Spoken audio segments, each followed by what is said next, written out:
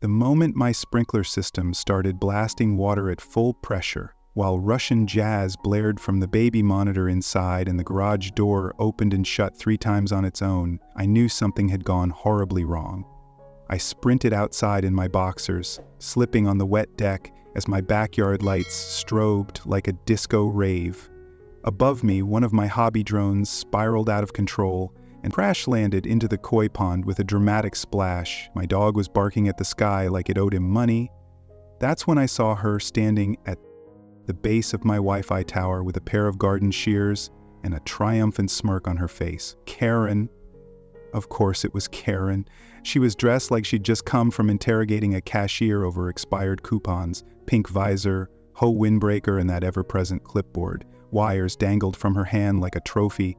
I couldn't process anything except the burning rage and rising panic in my chest. My entire house ran on that signal.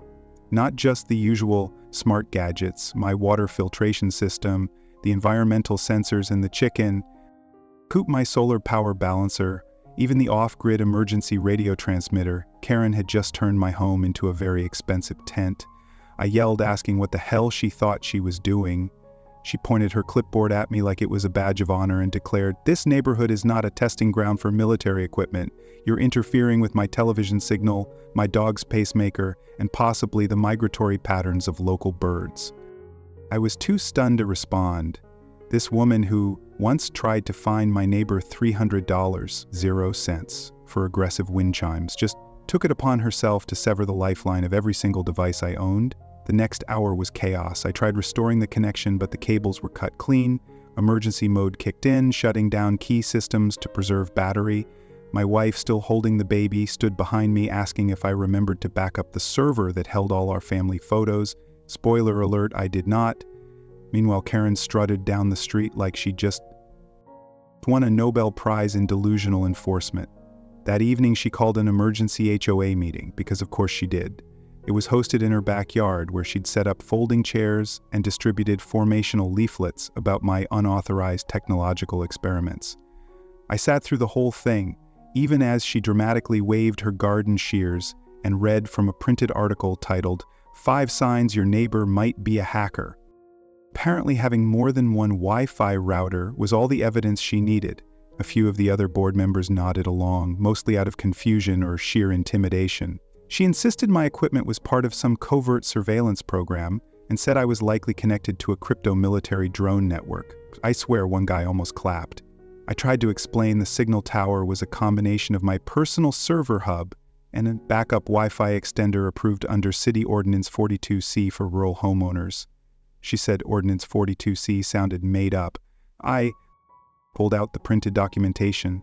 She said the printout looked suspicious. I asked what that meant. She replied, "Too clean, too prepared." I couldn't believe this was real life. It was already bad, but then came the moment that changed everything. That night, my old buddy Devon stopped by. He used to work Army Intel and now freelanced doing cybersecurity installations. When I showed him the remains of my Wi-Fi tower, he immediately stopped talking and just stared at the internal node casing. Then he took a step back and whispered, "Where did you get this?" I told him it was here when I bought the house 3 years ago. The seller said it was a defunct government relay and that the city had decommissioned it. I just hooked it up to use as a booster. He made a call on his encrypted phone and within 5 minutes was standing at my whiteboard drawing network diagrams like he was in a spy movie. Apparently that tower wasn't just any old relay. It was part of an experimental Department of Homeland Security surveillance grid built in key areas across the country about a decade ago. Most of the nodes had been removed or deactivated when the project was canceled, but a few had been left behind. And thanks to Karen's reckless garden shearing rampage, the severed node had started sending out beacon signals when it lost connection. Emergency pings meant to alert a central system that something had gone wrong. The worst part, Devon's system had intercepted a return ping. Something had responded, which shouldn't have happened if the node was truly decommissioned.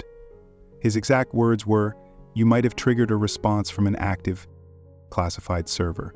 And now someone out there knows it came from this location." I didn't believe him, until a black SUV slowly rolled past my driveway 20 minutes later. I watched it from my living room window. No plates, tinted windows. It stopped at the curb, idled for a moment, then drove on. My heart was thawing in my ears. Another vehicle followed a few minutes later, then a third. Finally, one of them parked at the end of the street, and a man stepped out, average build, polo shirt, no ID, no badge, just walked up to my house with a calmness that made my palms sweat. Devin motioned for me to stay silent and open the door. The man didn't introduce himself. He didn't need to. He simply said, "We need to talk about the tower in your backyard and what your neighbor just did to it." Then he held up a tablet showing a zoomed-in photo of Karen Midnip, her face frozen in victory, wires caught between her gloved fingers. The caption beneath it read, "Node breach confirmed. Civilian tampering level red." My knees felt weak. I looked at Devin. He looked at the man. The man looked back at both of us and said, "This is now a federal matter." And unfortunately for all of us, she just woke up something we thought was buried. The man didn't wait for an invitation. He stepped into my house like he had done it 100 times before, surveying the living room with eyes that seemed to register everything in milliseconds. Devin stood beside me with his arms crossed, tense but not surprised. This wasn't his first time dealing with shadowy types, but it was definitely mine. My wife stayed upstairs with the baby, peeking through the blinds with wide eyes. The man finally spoke again, his tone sharp but not aggressive. He introduced himself only as Agent Roar. No agency name, no ID shown. He carried a tablet, a secure case, and the kind of calm that comes from knowing more than anyone else in the room. He laid the tablet on the coffee table and tapped the screen. A blueprint of the Wi-Fi tower appeared, overlaid with digital data streams and pulsing red alert. He explained in careful, deliberate words that the node in my backyard was indeed part of a now dormant surveillance system. The project had been a joint initiative between Homeland Security and an unnamed defense contractor, intended to serve as a passive monitoring grid in rural and suburban zones designed for low visibility threat detection. Most of the network had been dismantled years ago, but my node 47K had been overlooked due to a bureaucratic error, sitting dormant until I activated it, unknowingly when I moved in and connected it to my personal tech ecosystem, Karen. Cutting the cables triggered its internal breach protocol, which sent a distress beacon that had not been heard in over a decade, and worse, it had been acknowledged. That meant someone else still had access to the system, someone who shouldn't. I asked the question that had been growing louder in my head. Why come to me instead of removing the tower and walking away? Roar answered flatly. Because Karen's interference changed the game. The node itself wasn't the threat anymore. It was the response it had triggered. Roar explained that the system was designed with fallback protocols, and the breach ping Karen triggered had activated dormant digital watchdogs. Those watchdogs had now reconnected with part of a forgotten server network that belonged to a shutdown intelligence operation. Something buried in that codebase had responded. Now they needed someone on site who could help monitor further developments without drawing attention. I was already involved, and according to Roar, I had the perfect cover. Just a regular guy in an HOA nightmare. I couldn't believe I was nodding along. Devin, of course, was already asking the real questions. What kind of surveillance was this? Were they expecting foreign interception? Could Karen have unknowingly connected with an outside force by using a signal jammer? That last question made Roar tilt his head slightly, curious. He asked what we meant. Devin explained that Karen had previously accused a neighbor's smart doorbell of beaming microwaves at her cat, and had once tried to return a Faraday cage ordered online, claiming it didn't block emotions. She was paranoid and irrational, but also somehow too well equipped. Roar jotted something on a secure tablet, his fingers gliding silently across the screen. That's when he made the offer. Not official, not in writing, just an understanding. In exchange for my cooperation, they'd help upgrade my property surveillance under the guise of home security improvements. They'd install a secure node in my shed to monitor any further data flow from the breach ping. I'd carry on with my life as if nothing happened. And in the meantime, they'd be watching Karen not for criminal intent necessarily, but because the breach had activated protocols that tied her actions to something bigger. And if it turned out she had made contact with foreign tech unknowingly, they needed to trace the source. Part of me wanted to slam the door and run, but another part of me knew I was already in too deep.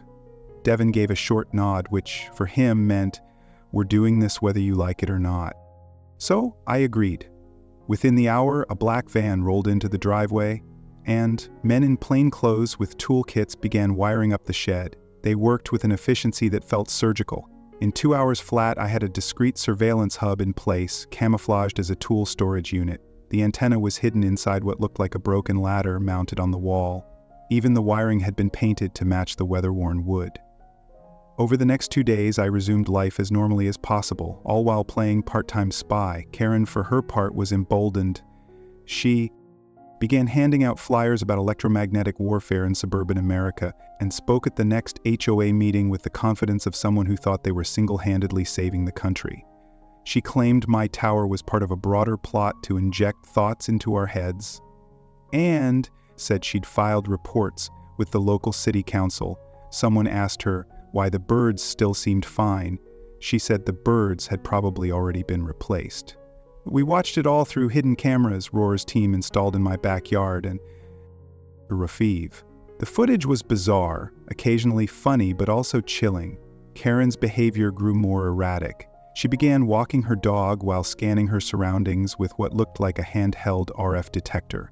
One night she trespassed again, trying to unplug a motion sensor from my garden wall.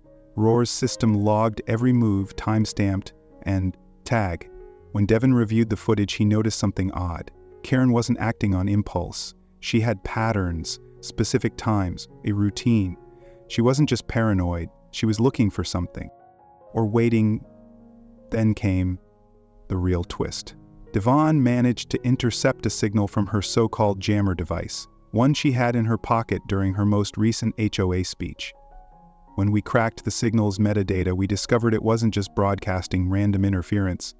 It was communicating not with her phone or her Wi-Fi, but with a roaming network ID belonging to a known cyber forensics group flagged in an old DHS database. The kicker, that ID was associated with a shell company operated out of Eastern Europe. I sent the data to Roar. He called within minutes. His voice was quiet even for him. He said this wasn't just about a nosy HOA president anymore. This might be a breach attempt using a local civilian as a distraction or unknowing vector. Karen may have purchased the device from some online black market seller without knowing its real purpose. Or maybe she knew more than she let on. Either way, she had activated something sensitive, and now it was sending information somewhere it shouldn't. That night, I looked out my window and saw Karen standing in her driveway, just standing there motionless. Her porch light buzzed behind her, casting long shadows across the cul-de-sac. She was holding her phone in one hand and a strange device in the other, something with a blinking blue light. She raised it, pointed it at my house, and pressed a button. Nothing visible happened, but on the screen inside my shed's monitoring system, a new alert popped up. Incoming pulse signal, unauthorized channel logged from 42. 8 FT away. I didn't move, neither did Devin. We just watched. She turned slowly and walked back inside. The blue light still blinking behind her, the next morning began with a knock on my door. Not the sharp, deliberate kind from the government types, but the obnoxious, rhythmic pound of someone who thought they owned the world. I opened it to find Karen standing there with a smirk, holding up a printed notice with the HOA logo plastered across the top. She didn't say good morning. She didn't ask to come in. She just handed me the paper and crossed her arms like she just handed over a court summons. The document was a formal complaint stating that my unauthorized and suspicious electronic tower was not in compliance with the updated HOA regulations. I scanned the fine print. She had passed an emergency vote overnight, apparently creating a new ordinance banning surveillance equipment, signal towers, data transmitters, and frequency emitters not previously declared to the HOA. In other words, she made a new rule that targeted my shed. I told her calmly that my equipment was legal, city approved, and none of her business. She grinned wider, like that was exactly the response she wanted. "Oh, I'm sure you think that," she said, "but the HOA board now has full authority to issue compliance fines, and if you don't comply, we can file for property lien escalation." I wanted to slam the door in her face, but I didn't. Not with what I knew. Instead, I thanked her, told her I'd speak to my lawyer, and shut the door gently. Devin stood behind me, watching from the hallway. He muttered, "She's pushing your buttons. She's trying to provoke." Something, he was right. But what neither of us understood yet was how far she was really willing to go. Later that afternoon, Roar returned. This time he didn't come alone. Another agent joined him, a quiet man in a gray windbreaker who only introduced himself as Connor.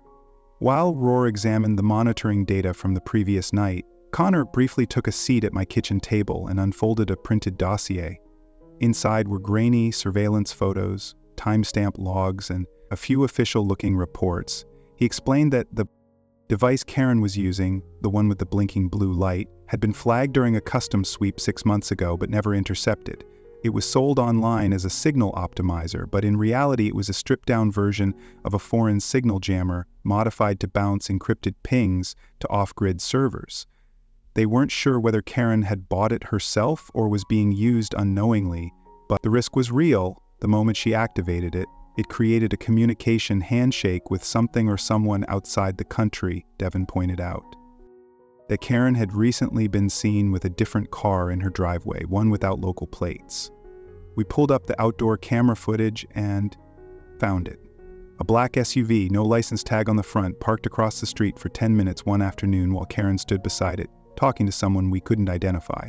The figure never exited the vehicle. When Karen returned to her house, she was holding a small case.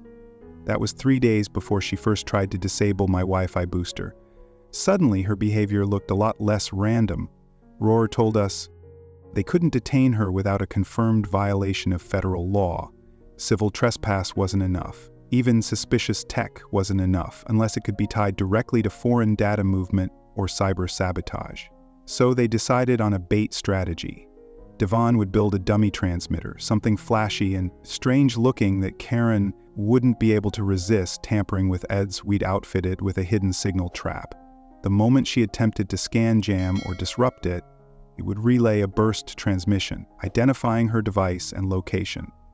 And if she repeated the pattern, they could build a case for illegal signal interference. That night, Devin worked like a mad scientist in the garage, soldering wires, attaching blinking lights, and installing micro-traps designed to detect unauthorized scans. We mounted the device in my backyard right near the line of sight from Karen's upstairs window. Then we waited.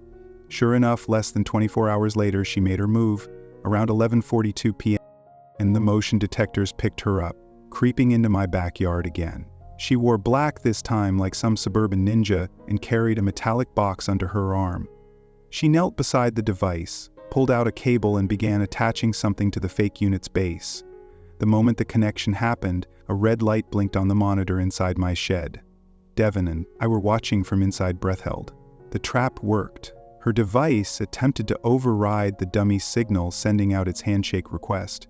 Our system traced the signal path and bounced it back to a temporary server Roar's team was monitoring. Within seconds, Connors was on the phone confirming it. The signal had tried to connect to a server node located in the Balkans, an inactive domain previously linked to a disbanded digital espionage group flagged by NATO intelligence.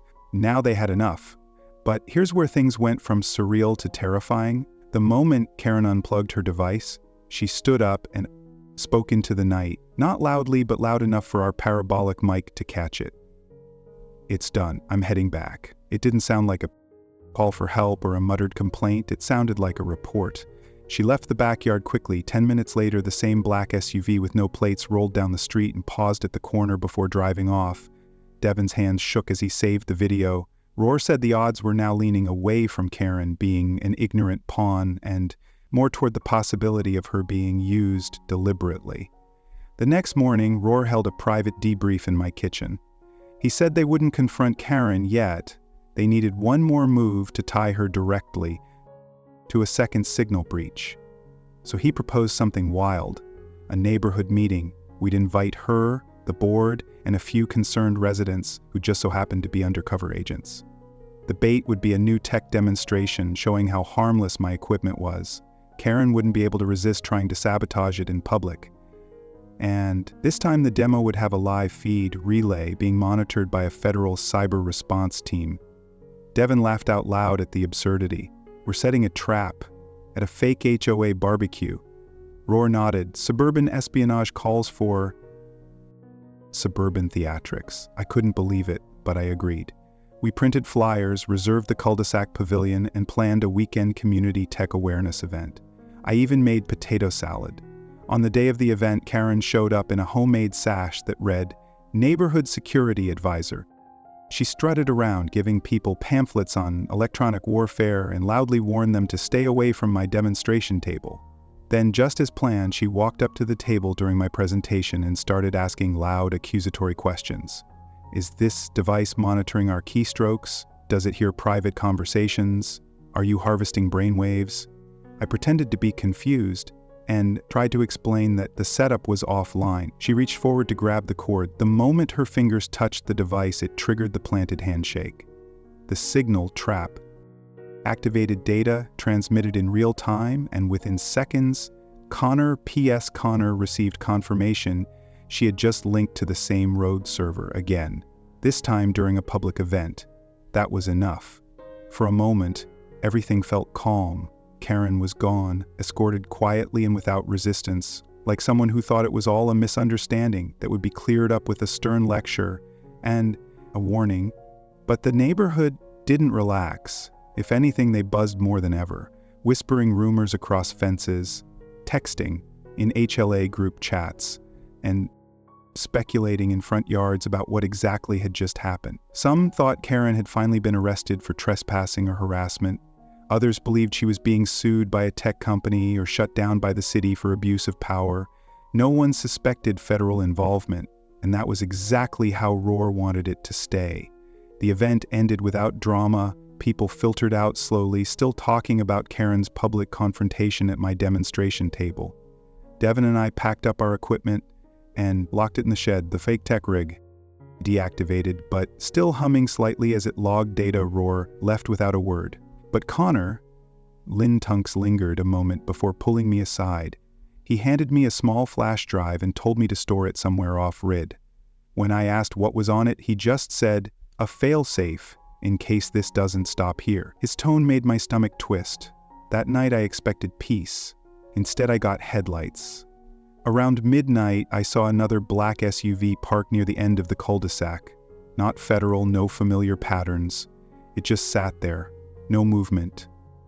Devin had he'd crashed on the couch, snoring lightly. And I didn't want to wake him. I sat at my upstairs window, watching the vehicle for an hour straight, heart thudding. At one point, I thought I saw a figure in the driver's seat lift something like a phone or camera, but no one came out, and eventually the vehicle drove away. The next morning, I received an official-looking envelope on my doorstep. Inside was a folded letter on HOA letterhead, except the seal looked wrong, slightly smudged, printed in a different color ink. The message inside was short. "Unauthorized surveillance activity has been reported on your property. Cease and remove all signal-related devices or face community sanction." It was unsigned, the language was vague, almost threatening. Devon examined it and confirmed my suspicion. It was a forgery. Someone was trying to mimic official HOA communication to intimidate me. But who? We dug deeper.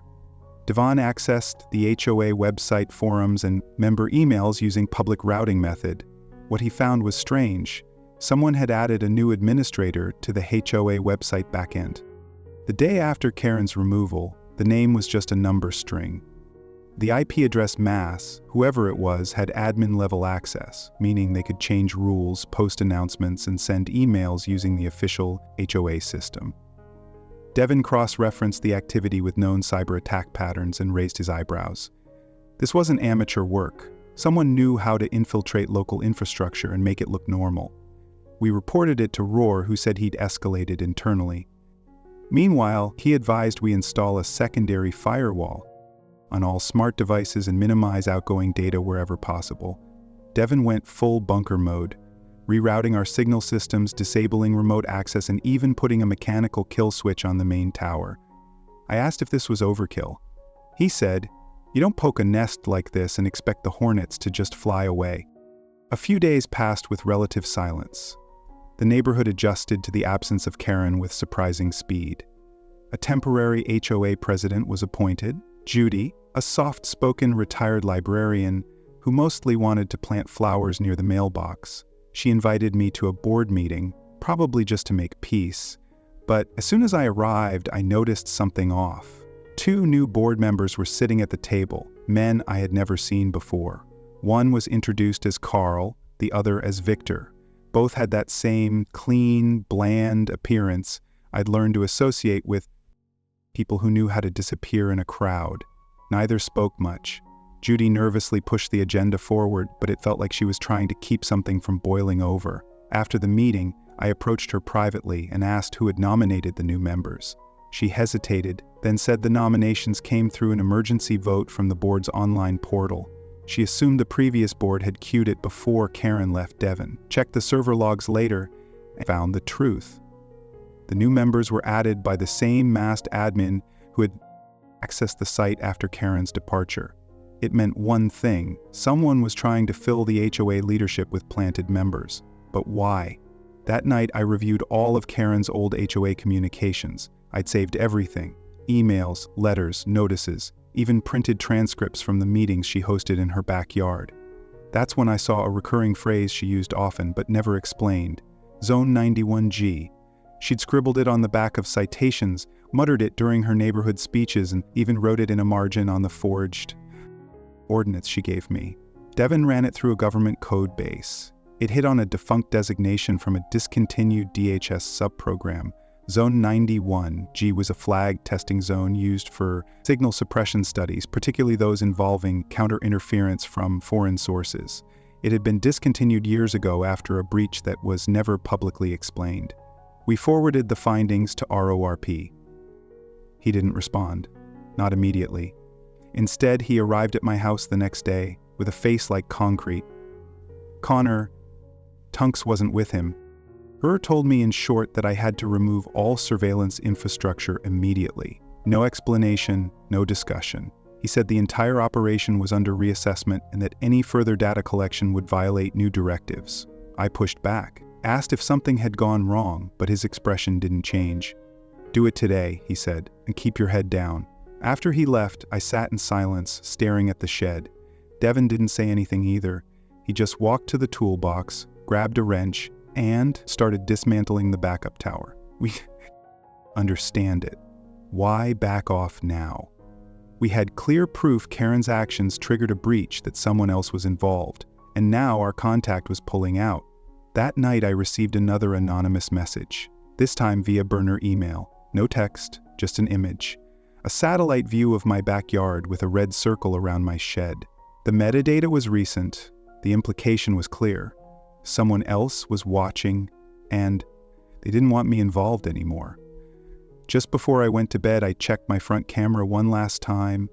A new car had appeared, not an SUV, a nondescript sedan with tinted windows, parked one house down, engine off. No movement. I watched it for an hour, then I turned off the lights, pulled the blinds, and tried to sleep. My phone buzzed once more at 3:17 a.m. A final message, 4 words, no punctuation, no context, just this: Zone 91 lives. Sleep became impossible after that night. Every small noise sounded amplified, every flicker of light out of place. The next day I noticed my front security camera had stopped recording at exactly 3:17 a.m. The same minute that final message hit my phone, Devon double-keyed the system. No sign of tampering, no power outage.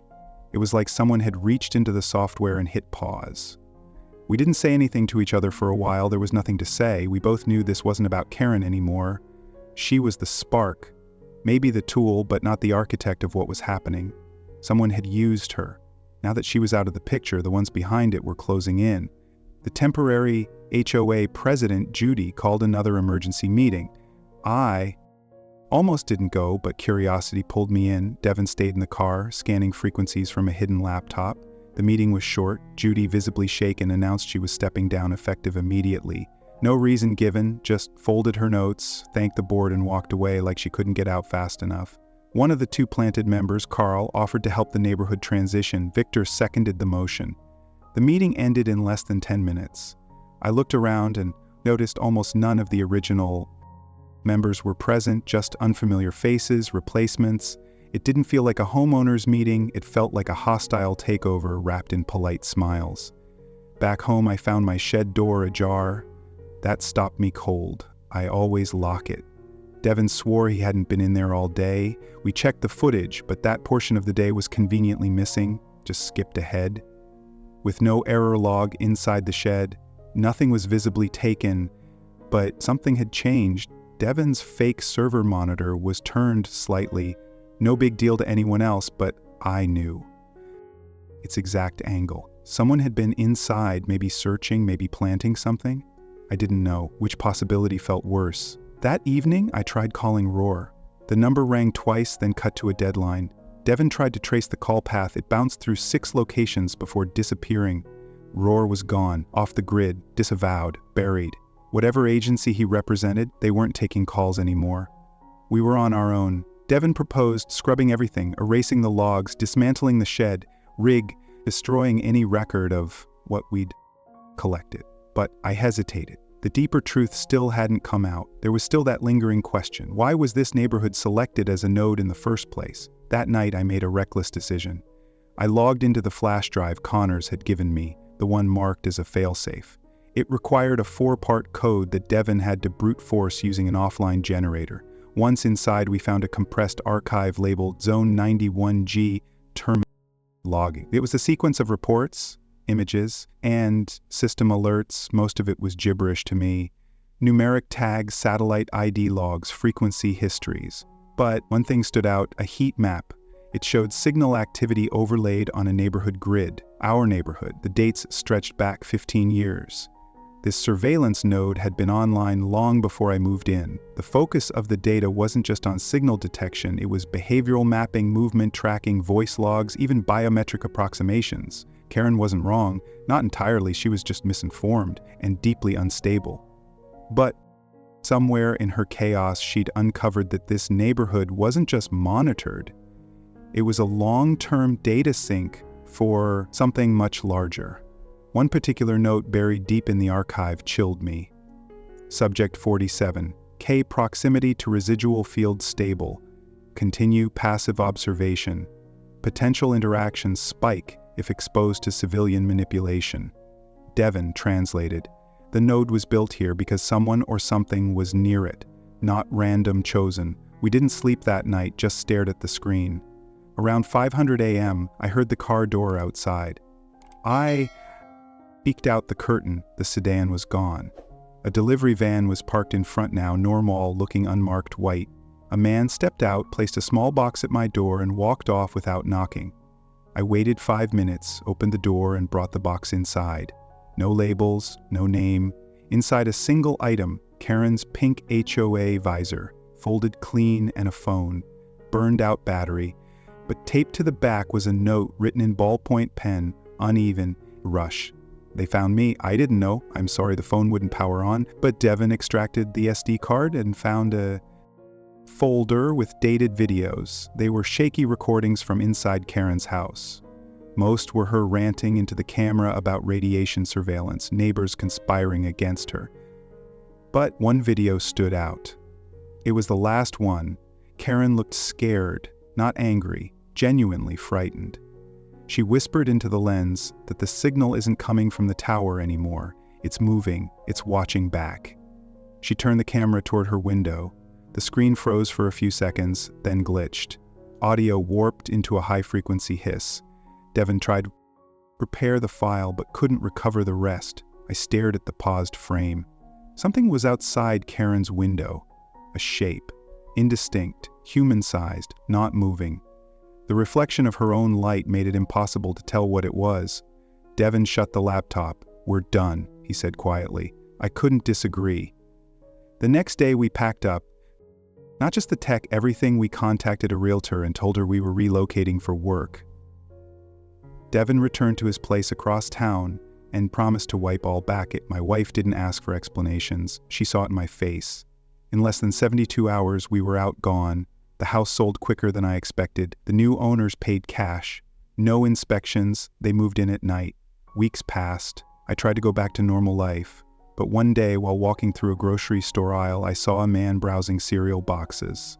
Average build, gray windbreaker. He looked up, made eye contact, and gave the faintest nod. "Connor _S?" He didn't approach, just turned and walked away. I stood frozen, cart abandoned. The next morning I checked my home network on a whim.